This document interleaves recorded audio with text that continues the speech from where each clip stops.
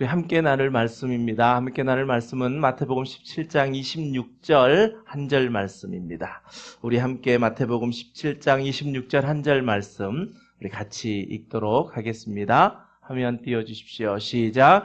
베드로가 이르되 타인에게니이다. 예수께서 이르시되 그렇다면 아들들은 세를 면하리라. 아멘. 우리가 계속해서 마태복음을 살펴보고 있는데 그 마태복음 가운데 있는 한 구절 말씀, 그것도 뒤에 있는 아들들은 세를 면하리라 라는 이 말씀입니다.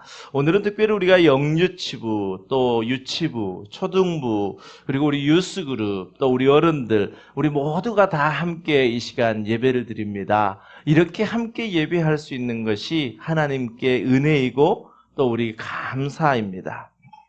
여러분, 오늘은 추수감사절입니다.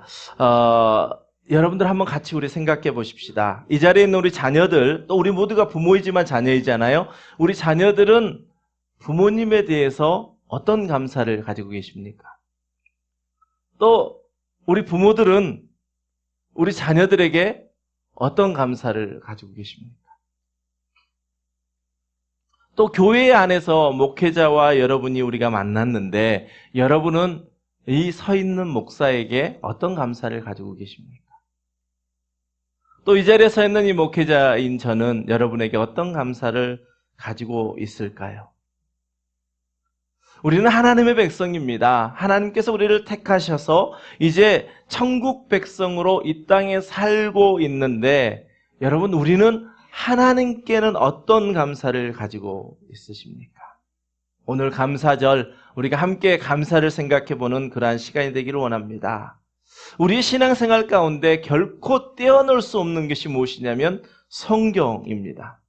성경은 하나님께서 이 자리에 있는 저와 여러분을 너무너무 사랑하셔서 독생자 아들을 이 땅에 보내셔 십자가에서 죽게 하심으로 말미암아 죄로 빠졌던, 죄로 죽었던 저와 여러분을 살려주셨다라고 성경이 말씀하고 있습니다.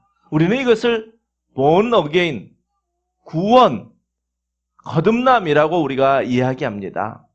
또 예수님의 제자 베드로가 처음에는 예수님을 따라다닐 때 정말 천방지축이었지만 정말 예수 그리스도의 십자가의 죽으심 이후에 성령을 받고 그가 변화된 다음에는 우리의 구원에 대해서 뭐라고 이야기했냐면 우리의 구원은 썩지 않은 것이다.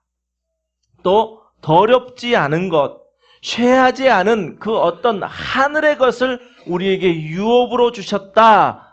그것이 바로 우리를 아들 삼은 것이다라고 구원에 대해서 이야기했습니다. 그리고 오늘 우리가 마태복음을 말씀을 보면 이렇게 아들 된 사람에게는 세를 면하리라 라고 말씀하고 있습니다. 자, 우리 이 자리에 있는 우리 학생들에게 질문합니다. 여러분, 부모님 집에서 살지요? 다른 데 사는 사람 없죠? 부모님 집에서 사는데 부모님 집에서 매달 렌트비 내고 사는 사람 있습니까? 있어요? 렌트비 아빠가 내라 그래요? 아빠가 렌트비 내라 그래요? 안 내라 그러죠? 또 아침밥, 점심밥, 저녁밥을 다 챙겨서 먹는데 밥값을 내나요? 안 내나요? 안 내죠? 밥값과 집값을 내는 사람 없을 겁니다. 근데 이게 이상해요? 당연해요? 당연하죠.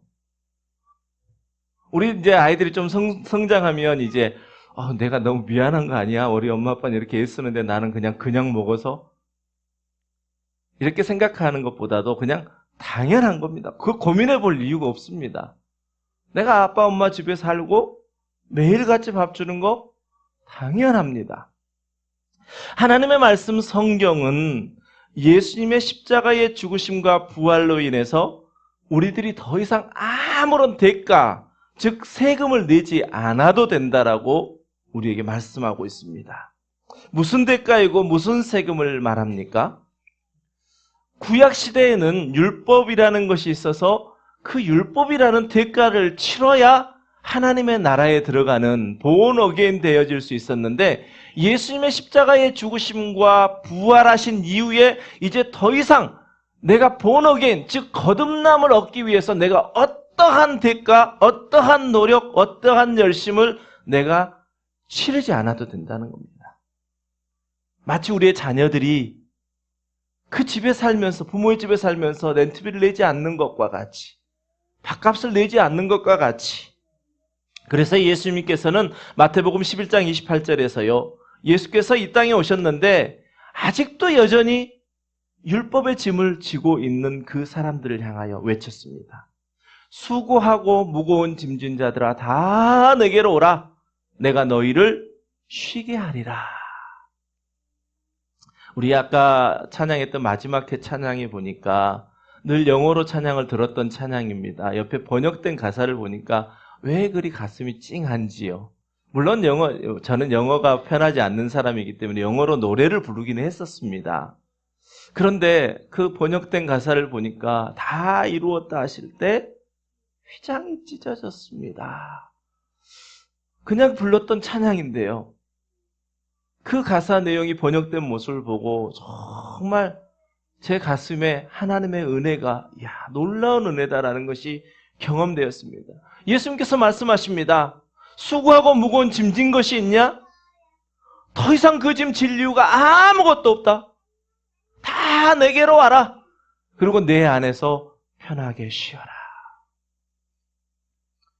이것을 성경은 우리가 아들이 되었다라고 말씀합니다. 더 이상 율법의 짐을 질 필요가 없다는 겁니다. 제가 여러분에게, 특별히 우리 아이들에게 퀴즈를 하나 낼게요. 이 퀴즈를 영유치부는 저 안에 있으니까 초등부 아니면 유스그룹 아이들이 맞추시면 우리 금요일날 파떡 하잖아요. 그때 제가 선물을 하나 드릴게요. 그런데 3가지 질문을 할 건데 벌써 화면에 나왔죠. 3가지 질문을 할 건데 마지막 질문을 맞추면 제가 상을 줄게요. 첫 번째 질문은 뭐냐면 하늘의 반대말 퀴즈거든요. 하늘의 반대말은 뭐예요? 땅. 맞췄어요, 지훈이가. 자, 하나님의 나라의 반대말은 뭐예요? 하나님의 나라의 반대말은? 네? 하나님의 나라의 반대말, 우리 유스그룹 학생들? 여기 상품이 없으니까 별로 관심이 없군요. 땅입니다. 세상 나라. 땅을 세상. 그러니까 성경은 계속 그렇게 이야기하거든요. 늘 대조해서 이야기하는데 하늘과 땅을 대조시키고 있고요. 하나님의 나라와 세상 나라를 늘 대조시킵니다. 자, 그렇다면 이제 선물이 걸려있는 퀴즈입니다. 아들의 반대말은 무엇일까요? 아들의 반대말. 우선 지원이 조금 있다가 아들의 반대말에 시온이 뭐? son? 종! 오! 우리가 학교 다닐 때 시험 볼 때 옆에 친구를 이렇게 생각하는 사람 이렇게 봤는데 자꾸 보려고 보니까 댕이라고 보이는데 잘 안 보여서 오댕이라고 쓴 것과 같은 로댕인데 옆에 자꾸 보는데 댕자밖에 안 보이니까 생각나는 거 오댕등. 우리 시온이에게는 예. 지온이 뭐예요? 아들의 반대말 몰라요? 딸. 예. 그 말이 나와야죠. 아들의 반대는 딸이죠. 그런데 성경은 아들의 반대를 종이라 이야기합니다. 우리 시훈이하고 시훈이 금요일 날 목사님이 상 줄게요. 선물 줄게요. 오케이. 지훈이도 반절짜리를 줘야 될까? 예. 그렇습니다. 하나님께서는 성경을 통해서 우리를 아들이라 말씀합니다. 아들의 반대는 딸이 아니라 종이지요. 그 아들의 길을 하나님께서는 성경을 통해서 계속해서 말씀해주고 있습니다. 그리고 아버지와 아들이 하나 되어 사는 하나님 나라에 대해서 성경은 말씀해주고 있습니다. 여러분, 하나님께서는 세상을 창조하시고 하나님의 사람 아담과 하와를 만드셨습니다. 그리고 그들을 하나님의 자녀, 즉 아들 삼아 주셨습니다. 그런데 사단이 아담과 하와를 깨어서 그들이 죄 속에 들어가 이제는 하나님께서 계속 이것이 아들의 길이다, 이게 자녀의 길이다라고 알려줘도 그들이 그 아들, 자녀의 길을 볼 수가 없었습니다. 그럼에도 불구하고 하나님께서는 나는 너를 변함없이 사랑한다. 변함없이 사랑한다라고 계속 말씀하시면서 계속해서 하나님이 우리에게 성경을 통해서 보여주는 길은 어떤 길입니까? 아들의 길을 계속해서 보여줍니다. 사람들은 타락으로 인해서 하나님께서 그토록 보여주고 싶어 하시는 아들의 길을 가지 않고 오히려 종의 길을 가는 것을 더 즐거워하고 더 기뻐했습니다. 그래서 하나님께서는 그때 율법, 종의 길을 그때 보여주신 겁니다. 하나님께서 종의 길을 보여주신 이유가 뭘까요? 에이 놈 자식, 너 그렇게 말 안 들었어? 너 정말 내가 밉다. 그래서 보여주신 걸까요? 그거 절대 아닙니다. 아들의 길을 봐야 되거든요. 하나님은 너무너무 사랑하시는데 그 사랑을 알지 못하고 자꾸 종의 길을 가는 겁니다. 그래서 사람들에게 이 아들의 길이 얼마나 귀하고 이 아들의 길이 얼마나 행복한 길인지를 보여주기 위해서 율법, 즉 종의 길을 제시해 준 겁니다. 사람들은 어디에 더 관심을 가졌을까요? 예, 종의 길에 더 관심을 갖습니다. 한번 생각해 보십시오. 우리가 앞에서 이야기했던 거. 부모님 집에 살면서 내가 열심히 일해서 렌트비를 내고 밥값을 내는 종처럼 사는 것이 좋습니까? 아니면 그냥 지금처럼 우리 자녀들, 우리 유스그룹 학생들이요. 어떻게 사는 게 좋을 것 같아요? 이제 나도 좀 컸으니까 사춘기가 되면 그렇죠. 나도 내가 할 수 있어요. 내가 그럼 돈 벌어다 드릴게요. 자꾸 독립한다고 이야기하죠. 저도 저희 아들들 클 때 독립한다고 그래서 그럼 재정적으로도 독립해. 네, 그렇게 이야기했어요. 그래서 독립하고 싶죠. 사춘기 때는. 내가 다 할 수 있을 것 같잖아요. 그래서 내가 그랬어요. 그러면 재정적인 것도 독립해. 집도 네가 나가 살고. 근데 그게 좋은 이야기였을까요? 나쁜 이야기였을까요? 하나님께서는 절대 그렇게 이야기하지 않으시고 그 종의 길을 통해서 진짜 하나님 아버지의 아들 때문에 그 길을 발견하게 하셨습니다. 그래서 부모 집을 떠나보면요. 금방 알죠. 금방 알죠. 여기 미국에 살다 보니까 우리 대학을 가면 아이들이 이렇게 멀리 떨어지잖아요. 떨어지죠. 근데 대부분 아이들이 대학을 갈 때 이제 우리 하민이는 어떨지 모르겠는데 이제 대학을 가려고 하면 멀리 가고 싶어 하더라고요. 왜 멀리 가고 싶어 할까요? 일단 부모님의 간섭을 좀 받기 싫다는 거죠. 나도 다 컸어. 나도 다 컸어. 내가 할 수 있어. 돈 내가 아르바이트해서 렌트비도 낼게. 이렇게 이야기합니다. 조금 더 이제 뭐 의존하는 친구들은 돈 대줘요. 부모님이니까 대줘야죠. 하면서 떨어져 있고 싶어 합니다. 사춘기 때는 그러지만요. 금방 나가 있어 보면 빨래도 해야지요. 밥도 뭐 자기가 만들어 먹어야지요. 한국 음식도 좀 먹고 싶은데 가서 보니까 한국 음식은 없으니까 늘 그냥 패스트푸드 먹게 되지요. 이러면 금방 부모님 집이 좋았구나 라고 느끼죠. 여러분 성경 로마서 20장 21절 20장 5장 20절과 21절에서는 이렇게 말합니다. 율법이 들어온 것은 범죄를 더하게 하려 함이라. 율법이 들어온 것은 범죄를 더하게 하려 함이라. 그러나 죄가 더한 것에 은혜가 넘쳤다라는 겁니다. 이 말씀은 무엇이냐면 하나님께서는 본래 아들의 길, 즉 은혜의 길만을 늘 보여주고 싶었습니다. 그런데 타락한 인간이 그 길을 보지 못하고 종의 길, 율법의 길을 더 요구했던 겁니다. 이렇게 타락한 인간은 그 길을 보지 못하고 종의 길과 율법의 길을 통해서 하나님과 늘 가까워지려고 합니다. 그래서 하나님께서는 사람들이 원하는 율법, 즉 종의 길을 경험해봐라. 그랬더니 나는 율법을 지키는 것으로 하나님을 사랑할 수 없구나라는 것을 경험하게 하신 겁니다. 그런데 유대인들 중에 특별히 바리새인들은 그랬잖아요. 나 다 지켰습니다. 율법을 다 지켰습니다. 그러니 내가 하나님께 사랑받을 자격이 있습니다. 라고 내놓은 사람들도 있었습니다. 꼭 그런 사람 있잖아요. 삐딱하게 나가는 사람 있잖아요. 학교 클래스가 생기면요. 저희 같은 경우는 한 70명, 한 클래스에 70 생각돼요. 지금 몇 명이에요? 우리 하민이는 한 클래스에? 20, 30명? 30명. 우린 70명. 제가 68번, 69번 그랬거든요. 키가. 뒤에 저보다 좀 더 큰 애가 있었고. 그런데 그 클래스 안에 보면요.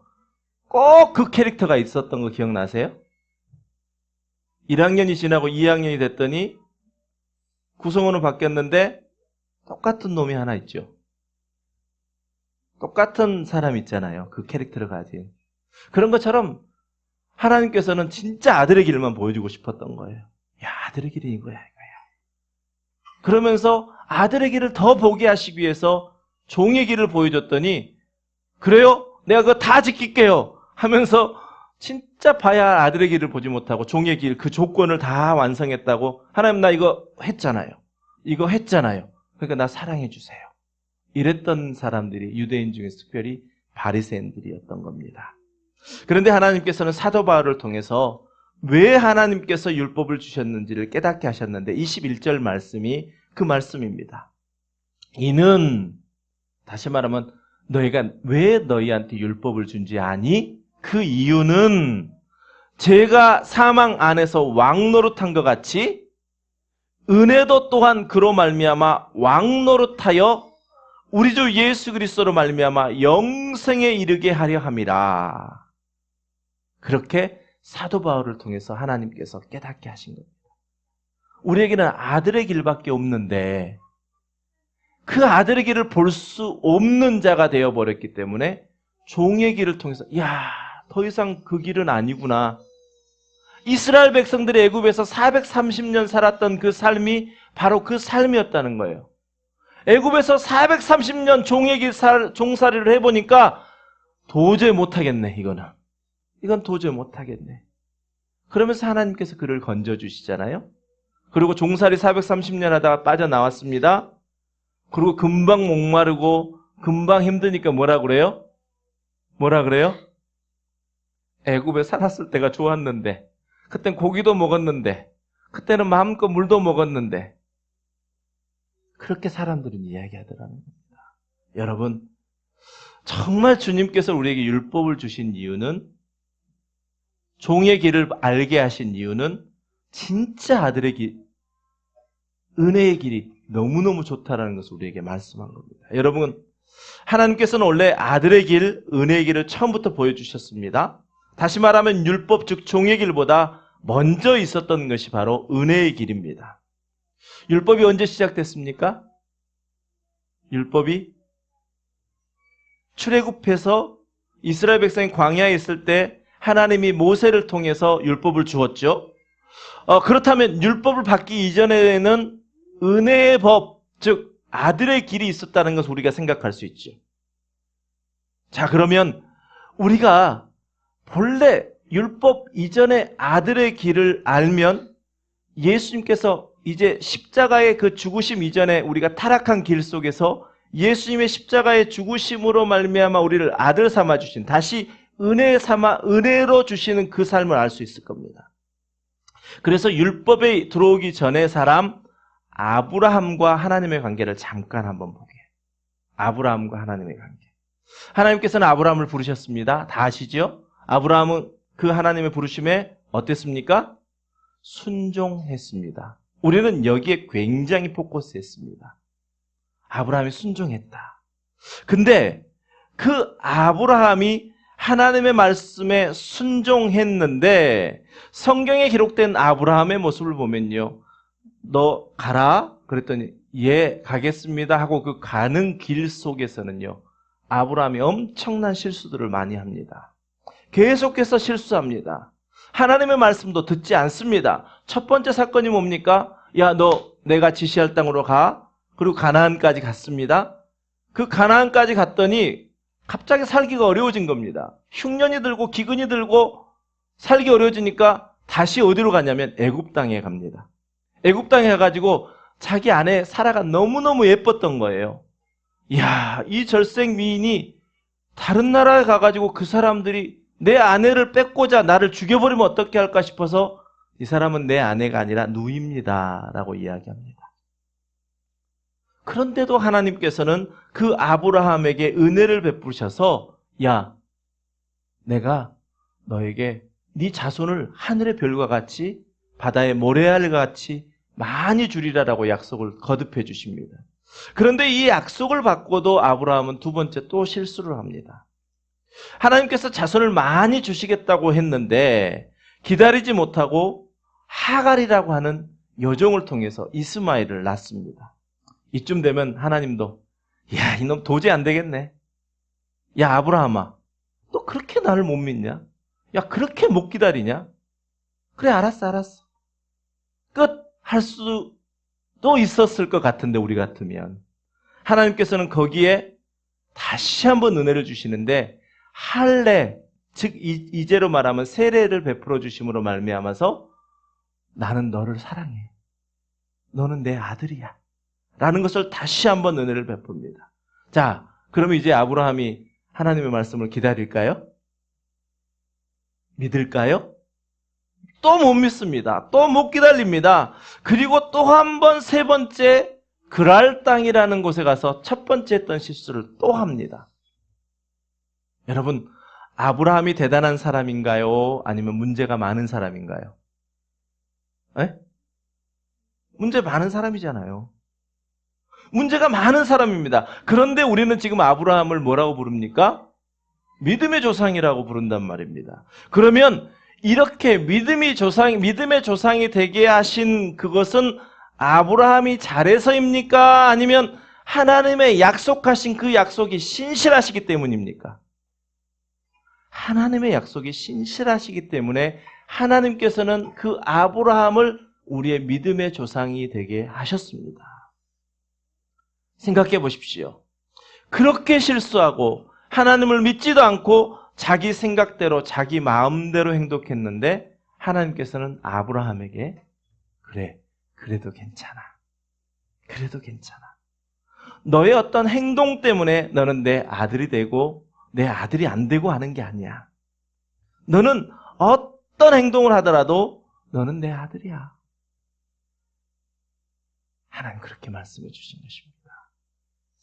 그래서 이러한 은혜를 경험한 아브라함이 창세기 22장에 가면 하나님께서 너 100세에 얻은 아들 이삭을 내게 바치라 라고 말할 때 아브라함이 바칠 수 있었죠.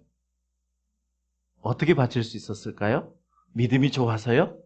40년 동안 75세에 부르시고 100세의 아들을 낳았으면 25년, 지금 이때의 아브라함의 나이가 약 15세, 17세 어느 정도 청소년기가 됐을 때라고 그러거든요.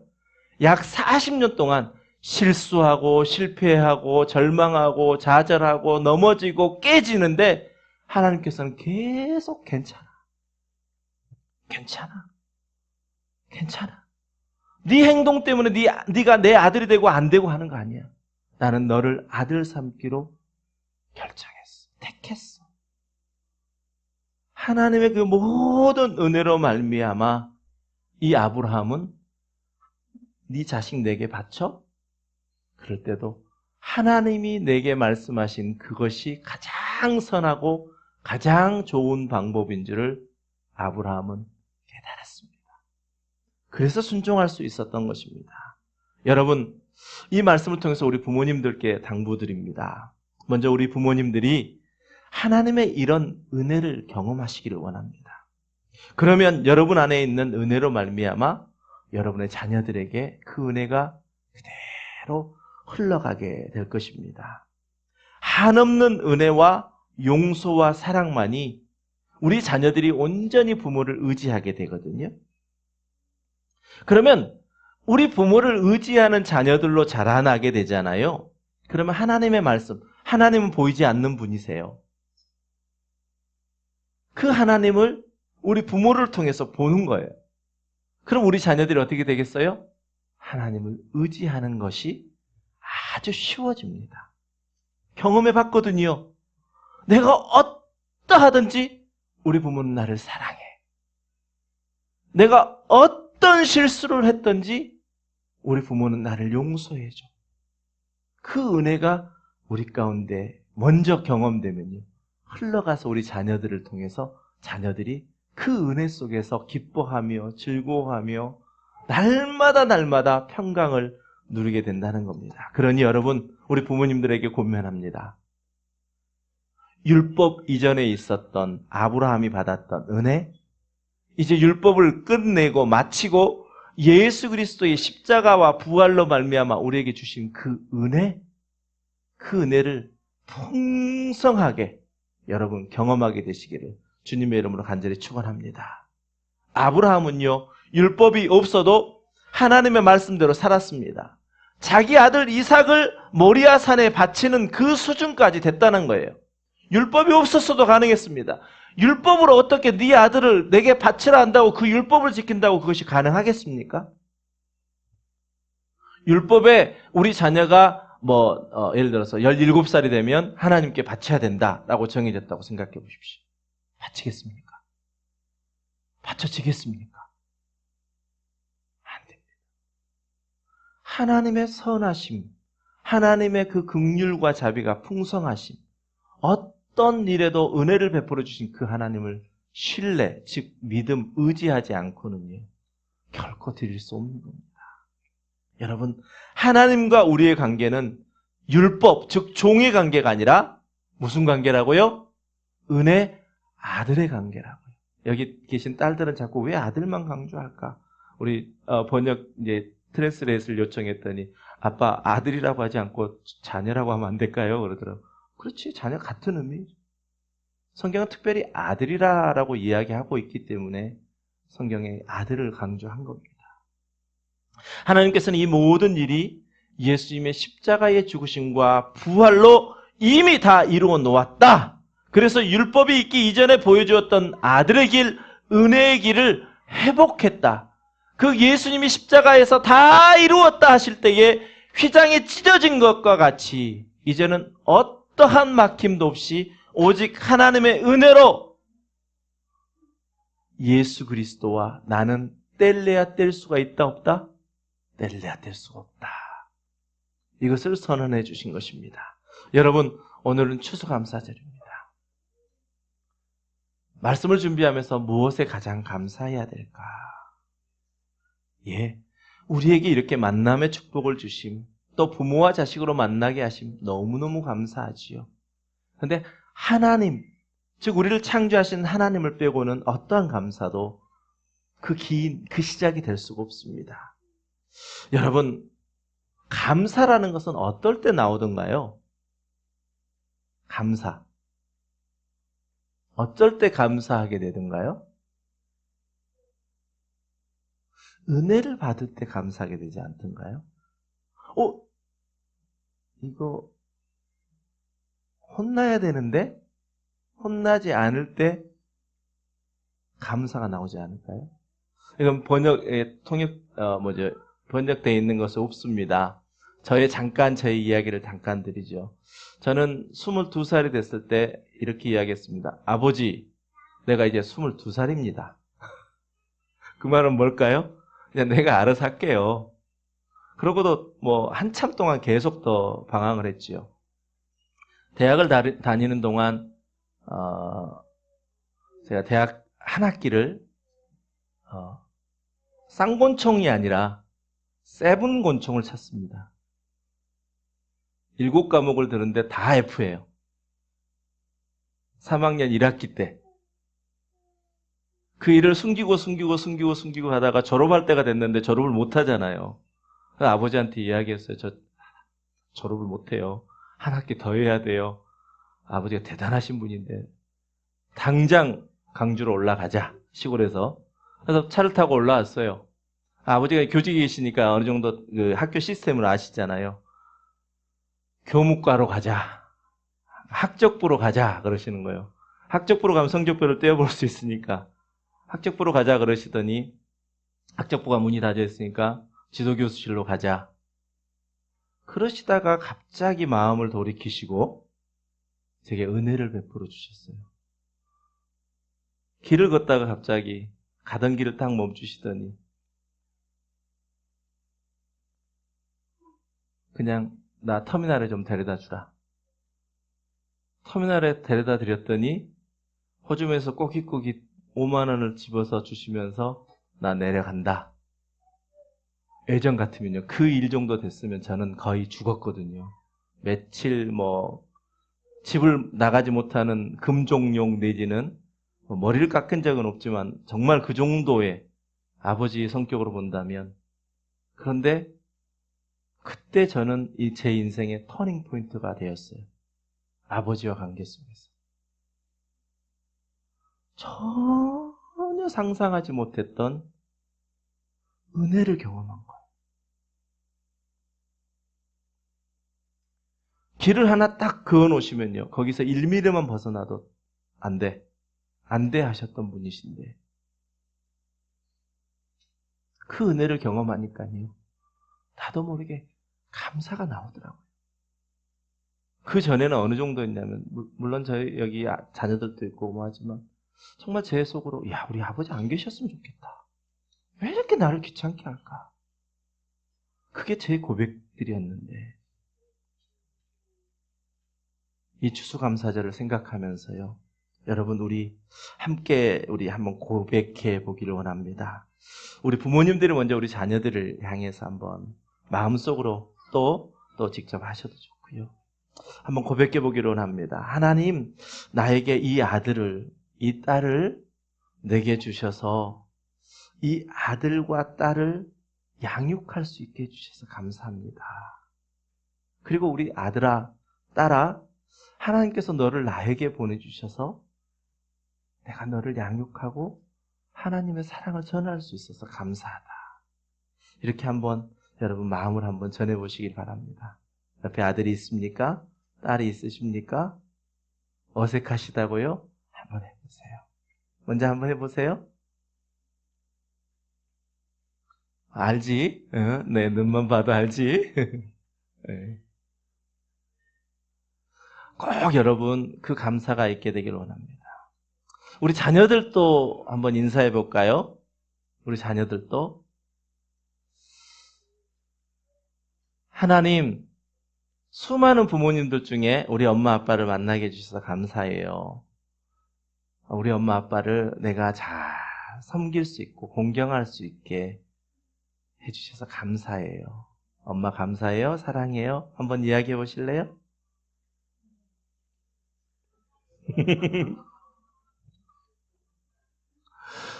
우리는 부모 자식 관계 속에서 그렇습니다. 부모인 뭔가를 내가 너에게 해줘야지만 나는 너의 부모의 역할을 한다. 우리 자식들은 또 우리 부모에게 내가 뭔가를 해야만 나는 자식의 도리를 한다라고 생각합니다. 그런데 우리가 어떤 일을 했기 때문에 부모로서 존경받는 거 아니고요. 우리가 자녀들이 어떤 일을 했기 때문에 부모로서 사랑받는 것이 아니라, 하나님께서는 우리 모두에게 우리가 해야 될 그 대가를 다 치러주시고 우리를 그냥 사랑한다라고 말씀하십니다. 그러니 우리가 하나님의 자녀된 게 얼마나 큰 감사입니까? 얼마나 큰 은혜입니까? 그러니 우리에게 주신 그 은혜로 말미암아 우리는 감사가 저절로 나오게 되는 겁니다. 여러분, 우리가 구할 건 무엇입니까? 은혜만 구하면 됩니다. 이 예배 시간에 우리가 은혜만 경험하면 됩니다. 그 은혜 경험하면 감사는요, 하란 말 하지 않아도 감사하게 되어 있습니다. 저와 여러분이 이 은혜의 결과의 감사, 예수님의 십자가의 죽으심과 부활하심으로 나를 자녀, 아들 삼아주셔서 썩지 않으려 할 것과 더럽지 않은 것과 하늘의 것을 우리에게 주시는 그 상속자로 삼아주셨음에 감사를 경험하시는 귀한 땡스기빙 되시기를 주님의 이름으로 간절히 축원합니다. 이제는 교회의 머리 되신 우리 주 예수 그리스도의 은혜와 독생자 아들까지 아끼지 않으셨던 하나님 아버지의 극진하신 사랑과 성령님의 감화 감동 내주 교통하심의 역사가 예수 그리스도의 십자가와 부활로 우리를 아들, 자녀 삼아 주시고, 또한 이 시간 이비키 성도님과 우리 오하민 학생이 정말 예수 그리스도를 믿는 그 믿음으로 신앙 고백을 통하여 함께 하나님의 나라를 이루는 귀한 예식에 함께 참여하고 또 우리가 함께 예수 그리스도의 성찬을 참여함으로 말미암아 우리가 하나됨을 경험하는 이 귀한 시간 속에 하나님의 은혜만을 사모하며 이제 남은 인생 살기로 우리 마음속에 결단하며 나아가는 이 자리에 함께 예배한 모든 성도님들의 머리 위에 이제부터 영원까지 함께 하시기를 간절히 축원하옵나이다. 아멘.